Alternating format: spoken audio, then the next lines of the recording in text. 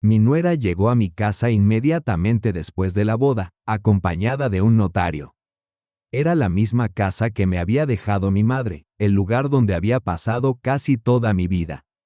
Apenas cruzó el umbral, anunció con desparpajo: «Ya la hemos vendido. Es hora de que empieces a empacar, madre». Yo simplemente sonreí. Ella no tenía ni la menor idea de que legalmente no tenían derecho alguno, ni siquiera sobre un solo ladrillo. Pero antes de continuar, cuéntanos, ¿de dónde eres y cuántos años tienes? Nos encanta conocer más sobre quienes nos leen. Disfruta la historia. Jamás imaginé que llegaría un momento en mi vida en el que abrir la puerta de mi propia casa se sintiera como recibir un golpe, como escuchar un veredicto final. Sin embargo, ese momento llegó. Afuera, un aguacero primaveral golpeaba con furia las ventanas y el tejado, retumbando tan fuerte que ni el televisor ni mis propios pensamientos podían escucharse. Apenas había puesto la tetera al fuego y encendido un fósforo cuando sonó el timbre. Eran timbrazos cortos y decididos. 3 toques firmes, sin titubeos. Al abrir la puerta, me encontré a Lina, mi flamante nuera, plantada allí. Apenas había pasado una semana desde que se casó con mi Misha, y ya se presentaba como si fuese la dueña absoluta.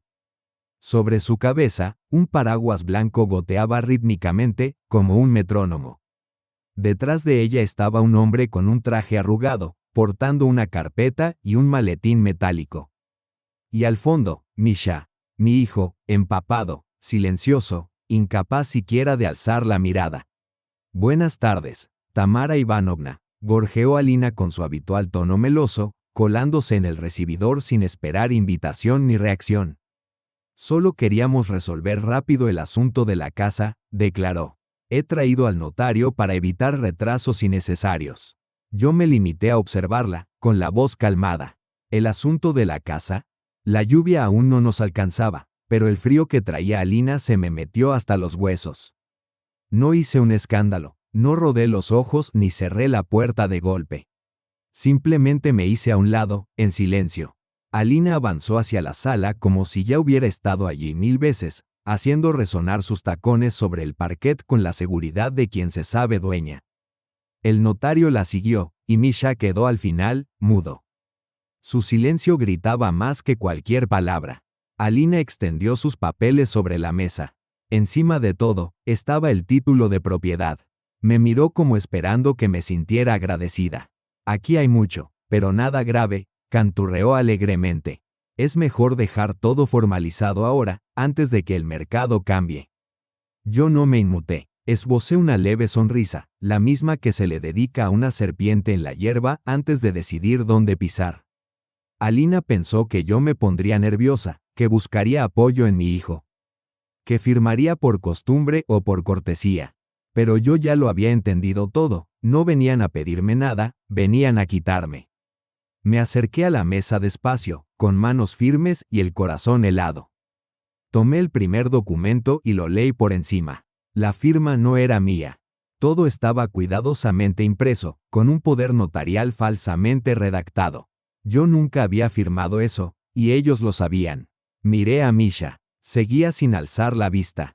«Yo nunca autoricé esto», dije suavemente. «Y ambos lo saben». Algo se contrajo en el rostro de Alina. Su sonrisa titubeó, aunque la recuperó enseguida. «Bueno, tal vez todavía no, pero es solo un primer paso para dejarlo todo claro». «Pensamos que te daría tranquilidad», respondió. Como si me hiciera un favor, como si debiera agradecerle la gestión. Afuera, un trueno anunció el inicio real de la tormenta. Doblé con cuidado los papeles y los dejé sobre la mesa. Mi voz seguía tranquila, sin gritos ni aspavientos. «¿Te casaste con él por esta casa?», pregunté, mirándola fijamente. «¿Por eso estás aquí hoy?». Bajó la mirada apenas un instante, suficiente para que yo viera la irritación, la decepción, la conciencia de que su plan se torcía. Misha murmuró por fin: «Pensamos que tal vez la casa es demasiado grande para ti sola». «¿Y la queréis?», respondí con calma. Él calló, sin intentar negarlo. Alina frunció el ceño. «Estás complicando las cosas innecesariamente», dijo. «No», contesté mientras me dirigía a la cocina. «Simplemente no os lo estoy poniendo fácil». Ellos esperaban verme derrumbarme, llorar, suplicar, recordarle a Misha al niño que fue. Pero en cambio, puse el agua a hervir, saqué una taza y me senté con tranquilidad. Que esperaran, que sintieran el verdadero inicio de la tormenta. Creían tenderme una emboscada, pero esta era mi guerra, y yo sabía exactamente dónde empezaba. Mi casa está en un pueblo cerca de Moscú. Por las mañanas se oyen palas apartando nieve, y por las noches el aire huele a humo de chimenea y pino mojado. Mi madre me la dejó en herencia, azul pálida, con marcos blancos tallados, de 2 pisos, construida antes de la Revolución, con un tejado antiguo y una veranda. Necesita pintura desde hace años. Pero sigue firme, igual que yo. Es el único lugar donde siempre me he sentido segura. Cada rincón está impregnado de recuerdos. Cada pared contiene algo íntimo. No es un museo, es un hogar vivo. Allí Misha dio sus primeros pasos. Allí tuvo su primera bronquitis. Desde ese umbral salió rumbo a su primer día de escuela, con una tableta de chocolate escondida en la mochila. Ese golpe en la barandilla se deslizó una vez en una palangana, como si fuera un trineo, y terminó estrellándose contra la pared.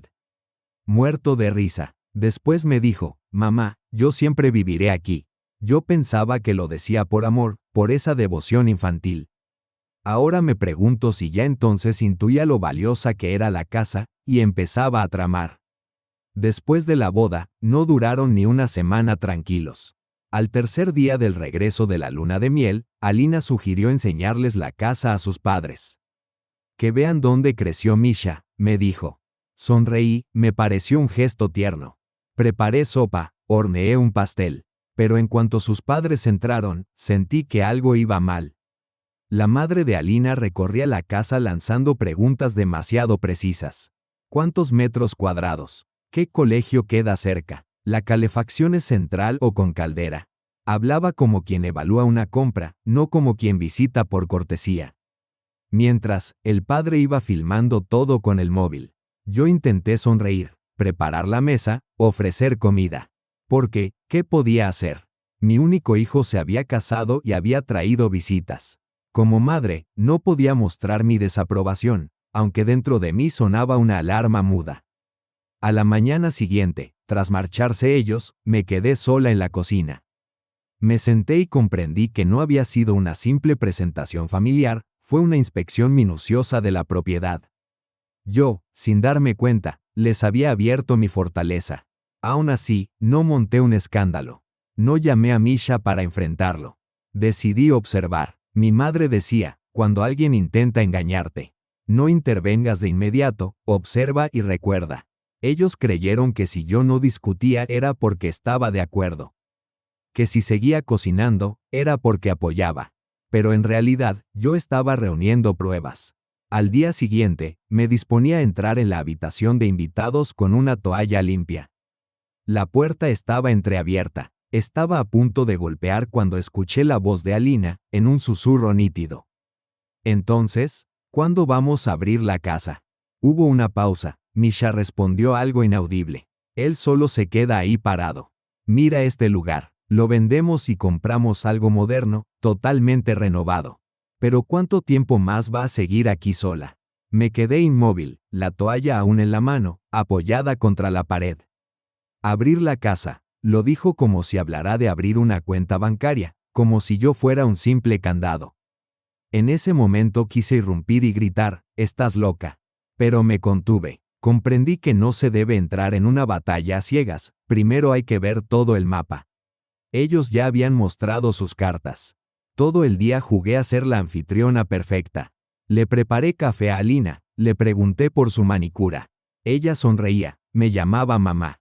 Yo le devolvía la sonrisa, porque ya había decidido, no les advertiría, no rogaría. Esperaría, y cuando llegara el momento, actuaría. No con escándalo, sino con documentos.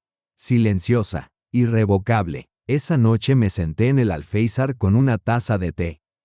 Afuera se mecían las hortensias que plantó mi madre. En primavera, siempre sorprendían con colores inesperados, azules, moradas, a veces rosadas si el suelo estaba ácido. Mi madre decía, Una mujer que tiene casa propia decide ella sola qué la calma y qué no. Miré el jardín y mi casa.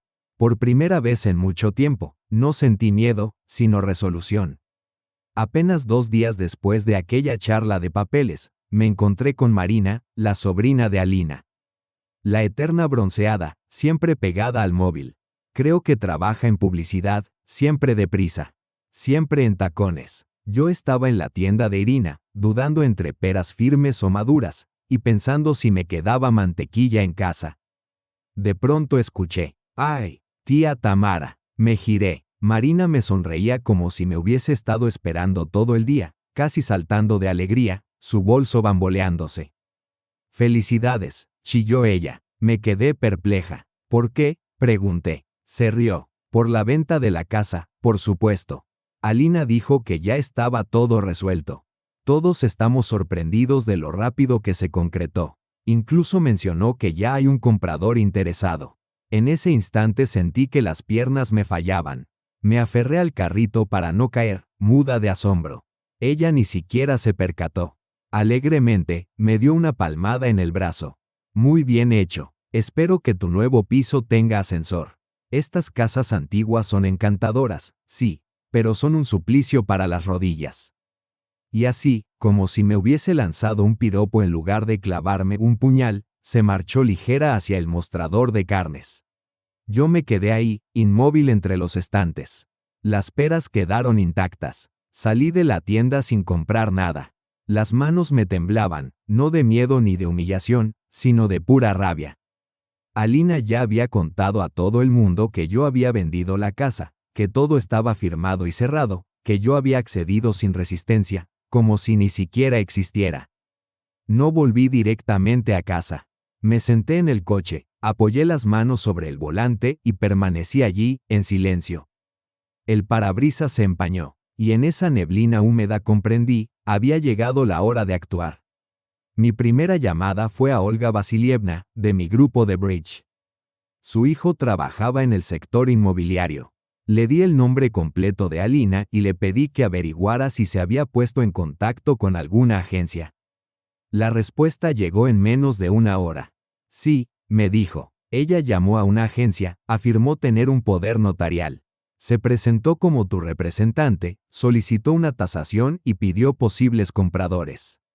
Me quedé en silencio, sujetando el teléfono con ambas manos. Finalmente, le di las gracias y colgué. Un poder notarial, a mi nombre. Esto ya no era un simple rumor, era falsificación. Fraude. Esa misma tarde subí al desván. En un viejo armario, bajo mantas y la vajilla de porcelana de mi madre, había un baúl de madera. Dentro estaba todo, las joyas de mi madre, cartas antiguas, documentos. Saqué la carpeta con la escritura original de la casa. Allí, con letras claras e inequívocas. Pirogova Tamara Ivanovna, única propietaria. Sin copropietarios, sin deudas, sin poderes otorgados. Me senté en el suelo, con la carpeta sobre las rodillas, y no sentí miedo ni dolor, sino una resolución fría y serena. Si solo lo hubieran comentado entre ellos, quizás podría haberlo ignorado. Pero Alina ya había contactado con una agencia, ya actuaba como si todo le perteneciera. Eso era un delito, y aún así, no llamé a Misha, no grité, no perdí la calma. Porque ahora tenía algo mucho más fuerte que los gritos. Tenía hechos, y con los hechos, el poder. Decidí dejar que continuaran, que cavaran su propia tumba. Esa noche no dormí, pero no era insomnio, era un despertar. A la mañana siguiente, fui a ver a mi vieja conocida, Galina Alexeyevna, abogada que en su día me ayudó con la herencia de mi madre. Una mujer serena e inteligente, incapaz de encogerse de hombros ante una injusticia. Nos sentamos en su despacho. Le mostré todo, documentos, certificados, mi copia del testamento, grabaciones. Ella revisó cada papel con atención, asintiendo. Si realmente han presentado algo en tu nombre, es un delito penal. Y grave, afirmó. ¿Podemos protegernos?, pregunté. No solo podemos, debemos, respondió con firmeza. De inmediato actualizamos mi testamento, revisamos todos los documentos de la propiedad y añadimos una cláusula, ninguna transacción sin revisión judicial. Aunque falsificaran otro poder, no tendría validez ante el tribunal. Siguiendo su consejo, alquilé una caja de seguridad en el banco. Allí guardé todos los documentos valiosos, la escritura original, pólizas de seguro, tasaciones de la propiedad, papeles familiares. Ellos creían, es vieja, es blanda. Yo solo guardaba silencio. Ahora no estaba solo preparada, estaba en ofensiva. Quedaba una última tarea, averiguar qué más planeaban. Recordé entonces algo que dijo mi vecina, Nadezhda Petrovna: conocemos a un hombre, Vasily Yegorovich, ex policía, ahora detective privado. Honesto, ve más allá de las palabras. Si alguna vez lo necesitas, él lo averiguará todo. Fui a verlo discretamente. Trabajaba en una vieja cabaña de pesca junto al río. Las cañas colgaban de las paredes, un termo sobre la mesa y un viejo móvil de teclas al lado. Pero sus ojos veían el alma. Quiero saber exactamente qué planean, le dije. No generalidades. Quiero nombres, llamadas, conversaciones. Todo lo que concierna a mi casa, sin mi consentimiento. Él sacó un cuaderno en silencio y lo anotó. ¿Lo quieres discreto o con pruebas?, preguntó. Discreto, respondí. No quiero que ni un ratón se entere. Asintió. En una semana lo tendrás todo. Tras verlo, pasé por el banco y abrí una caja de seguridad personal. Silenciosamente, sin alardes. La registré solo a mi nombre, sin acceso a nadie más. Dentro coloqué la escritura original, copias del testamento, documentos de seguros, un disco para los futuros informes de Vasily y una memoria USB vacía, que pronto se llenaría. Escondí las llaves de repuesto en una antigua caja de costura, enterrada en un cajón donde solo yo metía mano. Antes siempre estaban en el cajón del vestíbulo, por si Misha venía de visita. Ya no habría más, por si acaso. Hice algo más, pequeño pero muy simbólico. Retiré una fotografía de la pared, Misha y yo en la veranda frente a las hortensias. Él tendría unos 10 años, yo reía con el brazo sobre sus hombros. La colgué en lugar del espejo.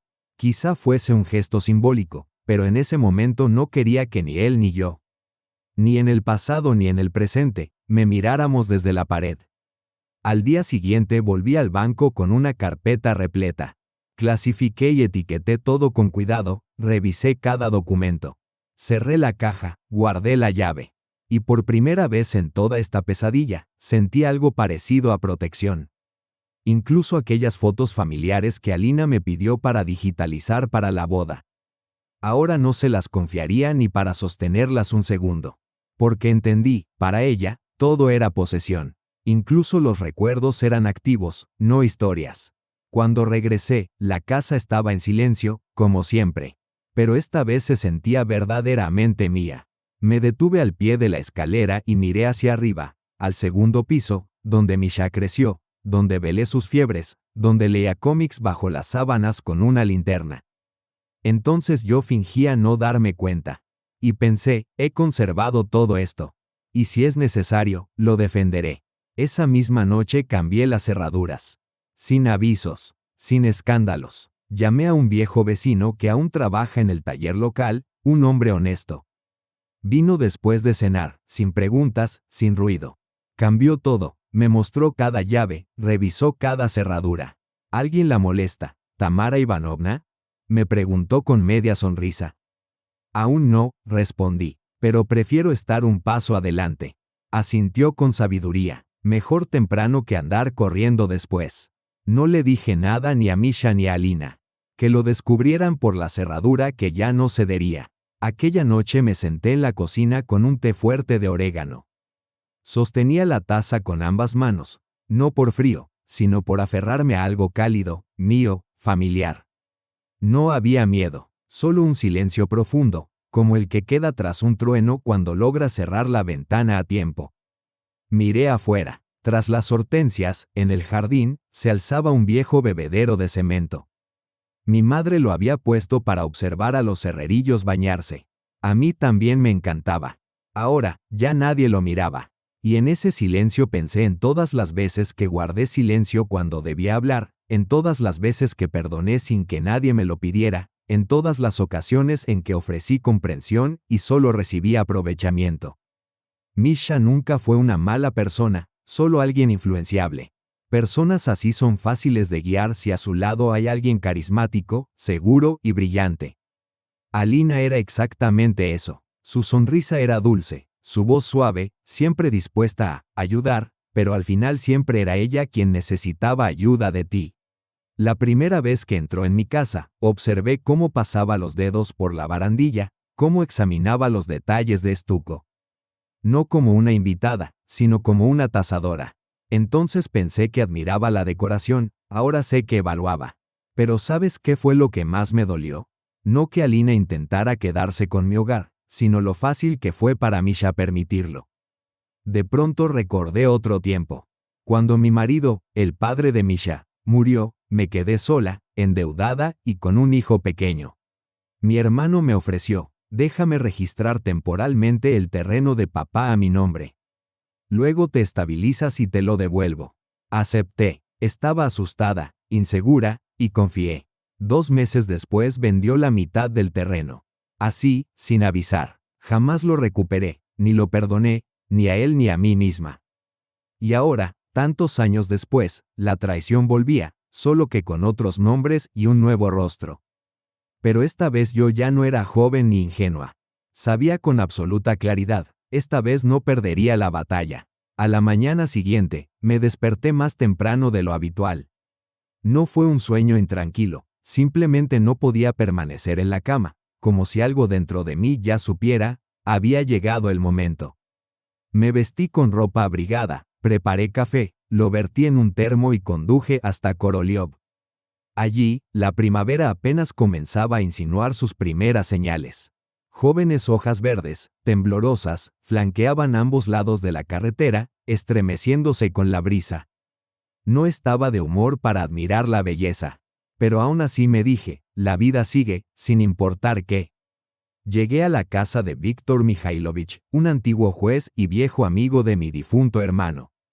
Quizá hacía 10 años que no nos veíamos, pero en cuanto abrió la puerta me dijo: sabía que vendrías. Tienes el semblante de una mujer que ya no piensa rendirse. Nos sentamos en su patio trasero, bebiendo un café fuerte y amargo en tazas de porcelana gruesa, apenas sonriendo.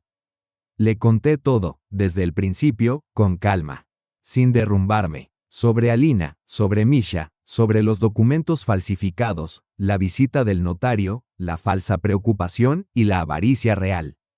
Él no me interrumpía, solo asentía en silencio. Cuando terminé, se recostó en su vieja silla de jardín y dijo: ya has hecho más de lo que la mayoría se atrevería en tu lugar. No es suficiente, respondí. Quiero que no puedan volver a intentarlo. Ni ahora, ni cuando yo ya no esté. Él asintió. Entonces estableceremos un fideicomiso. Pero no uno solo. Debes entender que no solo tienes la casa, también están tus ahorros. Por primera vez en mucho tiempo, sonreí. Así es, dije. Y ellos ni siquiera saben de eso. Mejor aún, respondió. Crearemos 2 fondos, uno para la casa y otro para tus finanzas. Y necesitarás un nuevo heredero. Lo miré, ya lo he elegido. Lena, mi sobrina, es la única que llama y no solo pregunta cómo estoy, sino también cómo duermo.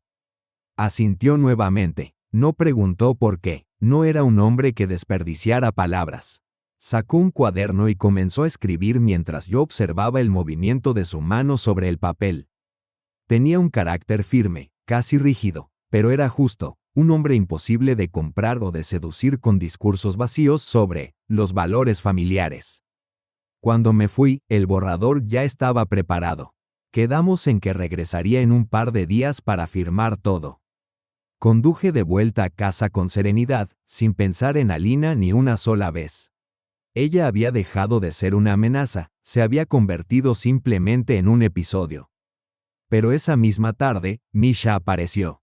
Solo. Lo vi desde la ventana, parado en el porche como un colegial sorprendido copiando en un examen. Abrí la puerta y me aparté en silencio. Entró con cautela, como si la casa ya no le perteneciera. No se sentó, permaneció de pie, jugueteando con la correa de su chaqueta. Alina cree que ha llegado el momento, empezó. La casa es tan grande. Debe ser difícil para ti, sola. No dije nada. Encontramos una residencia excelente, continuó. No es como en las películas, realmente buena. Médicos, seguridad, limpieza, un lago cercano. Seguí en silencio. Él suspiró y por fin se atrevió a decir lo que había venido a decir. Si no estás lista, quizá debamos replantearnos nuestra relación. Alina sufre. No puede sentirse tranquila mientras todo permanezca. Sin resolver, repetí. Bajó la mirada. Solo queremos construir nuestra vida, ¿sabes? Sin viejos cimientos. Lo miré directamente a los ojos. Entonces, si no les cedo la casa, ¿me borrarán? Apartó la vista. No, no es tan simple. No podemos depender de ti para siempre. ¿Depender? Pregunté. ¿Quién te crió sola? ¿Quién trabajó turnos nocturnos mientras dormías, ignorante del riesgo de que nos cortaran la luz? Permaneció callado. No soy una carga, Misha. Pero si quieres construir tu vida, hazlo, pero no sobre mis ruinas. Se acercó un paso. Solo, no quiero perder el vínculo contigo, susurró. Ya lo perdiste, respondí.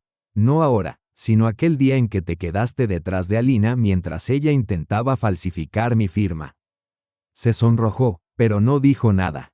¿Qué podía decir? En ese momento no me presenté como una madre a la que podían manipular para que entregara su casa, sino como una mujer que ya no temía quedarse sola.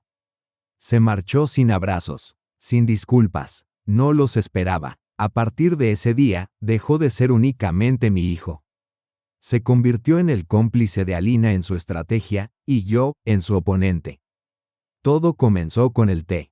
Cada jueves, exactamente a las 15:00, empecé a reunirme con otras mujeres del pueblo, viudas, jubiladas, algunas bibliotecarias divorciadas. Para un observador casual, éramos un grupo cualquiera. Hablábamos de las dachas, de descuentos en Piaterochka, de nuestras rodillas doloridas. Bastaba con mencionar la palabra herencia para que el ambiente cambiara por completo. Jamás, bajo ninguna circunstancia, dejen fuera el piano del testamento, dijo un día Galina Pavlovna en voz baja. Los hijos de mi hermana pelearon por ese piano durante 2 años. Y añadan una cláusula contra la coacción psicológica, aportó otra. Mi sobrina intentó declararme incapaz solo para quedarse con mi cuenta. Yo no las interrumpía, solo escuchaba y tomaba nota. Porque todas éramos supervivientes, no de guerras, sino de la astucia de nuestros propios familiares. Esas reuniones se convirtieron en mi refugio. No compartíamos pasteles, sino artimañas legales. Debatíamos qué fundaciones eran más seguras para registrar propiedades, qué frases incluir en las disposiciones, cómo asegurarse de que ningún pariente codicioso pudiera impugnar tu voluntad. En una ocasión, una mujer con un moño impecable y un broche en forma de gato me entregó un sobre atado con un lazo rojo. Esto se lo di a mi abogado, me explicó. Hay una cláusula que establece que si alguien intenta regresar a la casa después de ser desalojado, automáticamente pierde todo, y añade condiciones financieras, aconsejó Nadezhda Petrovna. Si alguien intenta dividir la herencia antes de tiempo, pierde hasta el seguro. Que sientan escalofríos solo de pensarlo. Sonreí, me venía como anillo al dedo. Al volver a casa, preparé meticulosamente todos los documentos, etiqueté las copias y las distribuí en 3 lugares, una caja de seguridad en el banco, la caja fuerte de mi casa y, sí, el congelador de mi amiga. Exactamente, llamé a Nadezhda Petrovna. ¿Recuerdas que me dijiste que guardabas tu testamento entre paquetes de chuletas congeladas? Quiero hacer lo mismo, le dije. Ella se echó a reír. Solo no lo confundas con el pescado, o el notario se llevará una sorpresa. Así lo hicimos. El dossier quedó cuidadosamente colocado entre palitos de pescado y una bolsa de pelmeni. Había algo reconfortante, casi hogareño, en ello. Como si no solo ocultara papeles, sino también un pequeño fragmento del mundo que había construido toda mi vida. Por entonces, Kira, mi sobrina más joven, empezó a visitarme con frecuencia. Sigue estudiando enfermería y aún lleva el mismo suéter que le tejí hace 10 años. Tomábamos té y revisábamos viejas colchas, y en un momento, casi como quien no quiere la cosa, le dije. Kira, he organizado unos documentos, por si acaso. Si me caigo o acabo en el hospital, aquí está todo. No preguntó nada, simplemente asintió, pasó la mano por la carpeta como si fuera algo vivo. Y en ese instante supe que lo había entendido, aunque no dijera ni una palabra. Entonces llegó la llamada nocturna. Era Rubén, mi investigador privado. Hay algo que tienes que escuchar, me dijo.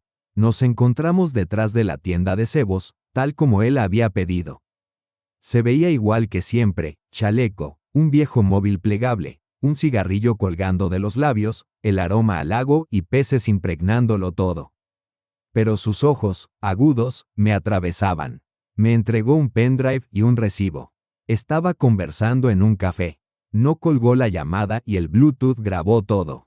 No preguntes cómo, solo escucha. No pregunté. Conduje a casa, corrí las cortinas, preparé un té que nunca llegué a beber, me senté al ordenador y conecté el pendrive.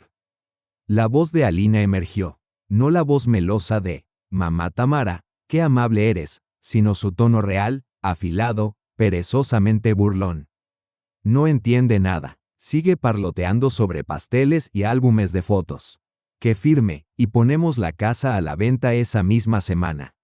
Misha ya está mirando anuncios. Le dije, no te demores, no esperes. Hubo una pausa, luego una voz masculina ininteligible preguntó algo. No, no se va a resistir, prosiguió Alina. Es demasiado buena. Cree que su silencio la protege, pero en realidad la traiciona. La grabación terminó ahí, pero fue más que suficiente.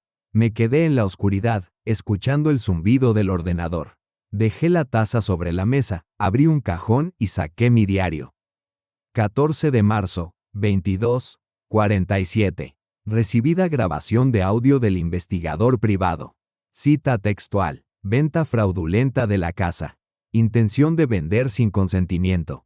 Certificado. Hice 3 copias de esa grabación, una fue al banco, otra al seguro y la tercera la grabé en un CD, etiquetado con cuidado, por si algún día intentaban negarlo.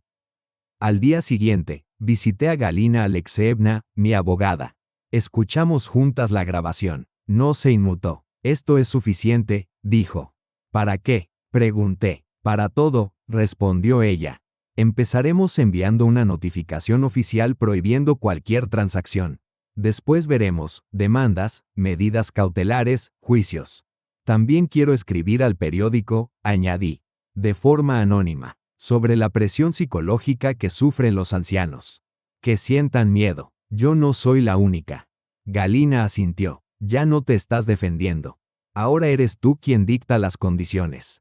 Y entonces comprendí, aquella guerra no terminaría con mi rendición, sino con mi propio avance. Volvieron el jueves, casi a la misma hora en que solía tomar el té con las mujeres del club. La misma escena, Alina, sonriente, fingiendo cordialidad, como si fuéramos viejas amigas reunidas en el porche con pasteles, Mijail, cabizbajo, con las manos en los bolsillos, y un tercer hombre, quizás el mismo notario o tal vez otro, con ese rostro anodino y neutro de quien solo cumple un trámite. Esta vez llevaban un sobre grande, atado con cuerda, como si se tratara de un regalo y no de otro intento de apropiación hostil. No abrí la puerta de inmediato. Observé desde detrás de la cortina, escuchando la voz afectada y profesional de Alina. Tenemos todos los documentos con nosotras. Queremos resolverlo de manera amistosa, sin presiones ni complicaciones. Todo está en orden, Tamara Ivanovna, solo tienes que firmar. Yo estaba en el vestíbulo. Un paso detrás de mí se encontraba el oficial Pavel Sergeyevich, alto, cortés, con una mirada inteligente. Viejo conocido del barrio, lo había llamado de forma oficial, presentando la solicitud correspondiente. Todo en regla. Él sabía por qué estaba allí y esperaba mi señal.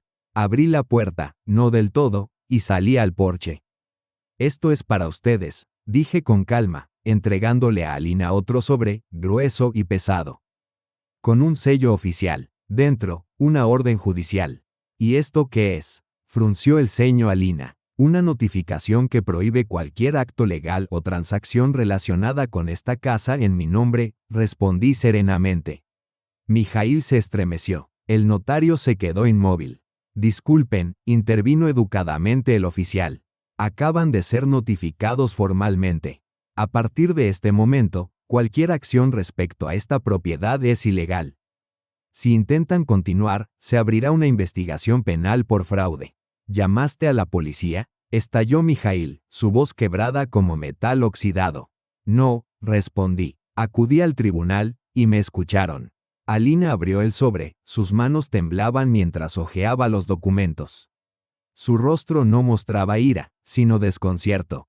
No comprendía del todo lo que sostenía, solo sentía que ese papel desmoronaba todo su plan. Solo queríamos ayudarte, gritó, tratando de recuperar el tono amable. ¿Creíste actuar en mi beneficio? Vosotros mismos dijisteis, estás cansada, es demasiado para ti. No necesito vuestra ayuda, contesté en voz baja. Ni vuestros notarios. El notario ya recogía sus papeles en silencio. Comprendía que su clienta acababa de quedar atrapada en una trampa legal. Mijaíl me miró, no como un hijo mira a su madre, sino como un desconocido. Intentó hablar, pero no pudo. No puedes simplemente alejarnos así.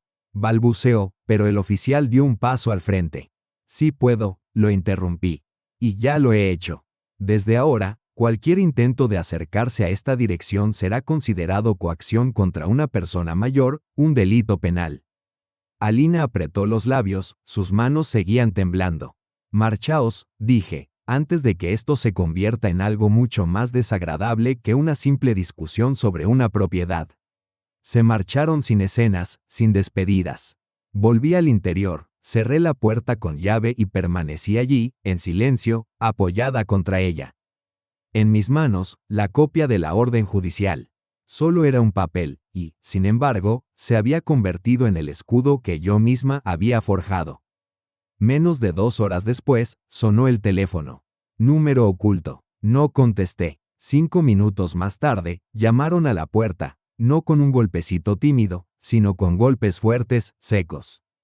Abrí apenas. Con la cadena puesta. Mijaíl estaba solo en el porche, pálido, con ojeras profundas y los puños cerrados. Mamá, ¿qué significa todo esto? Susurró. ¿De verdad decidiste apartarnos? ¿Por qué? Significa que por fin te veo tal y como eres, respondí con suavidad y firmeza. Alzó la vista. Estás paranoica. Te han manipulado. Alina nunca firmó nada, pero lo intentó, interrumpí. Silencio. Solo queríamos asegurarnos de que todo quedara arreglado. De que estuvieras cuidada, continuó, en un tono que ya sonaba a súplica. Abrí un poco más la puerta y saqué otro sobre, esta vez color crema, grueso, atado con cinta y con un sello notarial. Saqué la primera página y se la mostré. Este es mi Nuevo Testamento con los herederos actualizados. Tú ya no figuras en él. Al principio no entendió. Cuando lo hizo, retrocedió como si le hubiesen asestado un golpe. No puedes hacer esto. No es justo. Sí lo es, dije. Porque el amor sin respeto no es amor, es un contrato. Y los contratos pueden anularse. Guardó silencio. Nunca me preguntaste cómo vivía en realidad. Jamás viniste solo, sin Alina. Le permitiste hablar por ti, esconderte tras sus palabras dulces pero falsas. Eso significa que estabas con ella. Apretó los labios. De pronto dijo, lo siento, tenía miedo. Las deudas, la ansiedad, todo me superaba. Y tú parecías tan fuerte. Creí que no resistirías. Lo miré, y por eso perdiste. A la mañana siguiente, Mijaíl volvió. Solo, sin Alina, sin documentos, sin fingimientos. Lo vi desde la cortina. Estaba en el porche, con los hombros hundidos, como si no hubiera dormido. No tocó el timbre, solo dio un golpecito suave, como el de un niño que teme a la tormenta y busca refugio. Abrí la puerta. No entró ni lo intentó. Mamá, dijo, no sabía que ella llegaría tan lejos. Guardé silencio. Creí que sería sencillo, que tú aceptarías, que estabas cansada. Hizo una pausa. Queríamos vender la casa, comprar algo moderno, empezar de nuevo, para nosotros y también para ti. Pero olvidaste preguntarme si yo quería eso. Terminé la frase por él. Asintió. Tenía miedo. Las deudas, nuestros planes, el miedo a quedarnos sin hogar.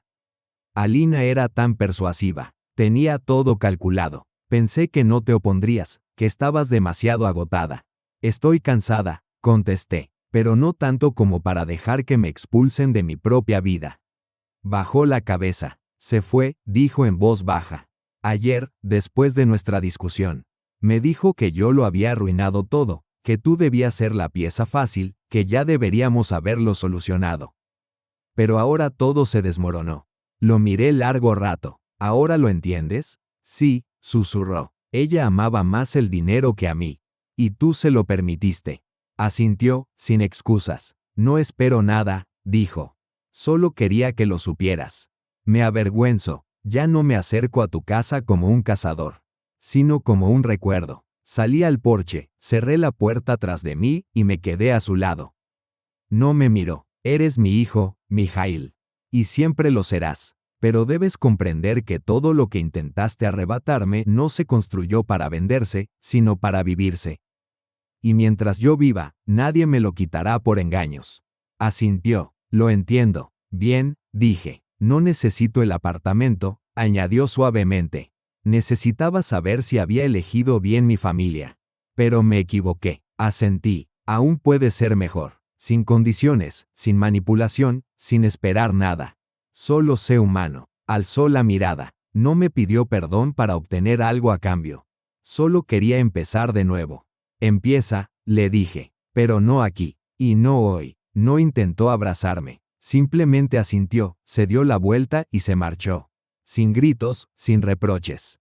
Solo se alejó. Me quedé en el porche hasta que su figura desapareció tras la esquina. El sol empezaba a elevarse sobre los tejados. El aire se sentía fresco y limpio, como el mundo después de una lluvia primaveral. Me esperaba un día cualquiera, sin amenazas, sin engaños, sin voces ajenas invadiendo mi cocina. Volví al interior, puse agua a hervir, abrí la ventana y dejé entrar la brisa de la mañana. Sobre la mesa reposaba una carpeta con una copia de mi testamento, la llave de la caja de seguridad del banco y una fotografía antigua y descolorida, nosotros en el porche, riendo, cuando él tenía 5 años. No la guardé del todo, solo la cambié de lugar, para que no me mirara cada día. Esta casa seguía siendo mía, y seguiría siéndolo hasta que yo decidiera lo contrario. Ya no era un objetivo en el plan de otros, ni un activo que valorar, ni un premio que reclamar. Era mi refugio silencioso, mi escudo, mi historia. Y la había protegido no alzando la voz, sino eligiendo, por fin, no volver a callar.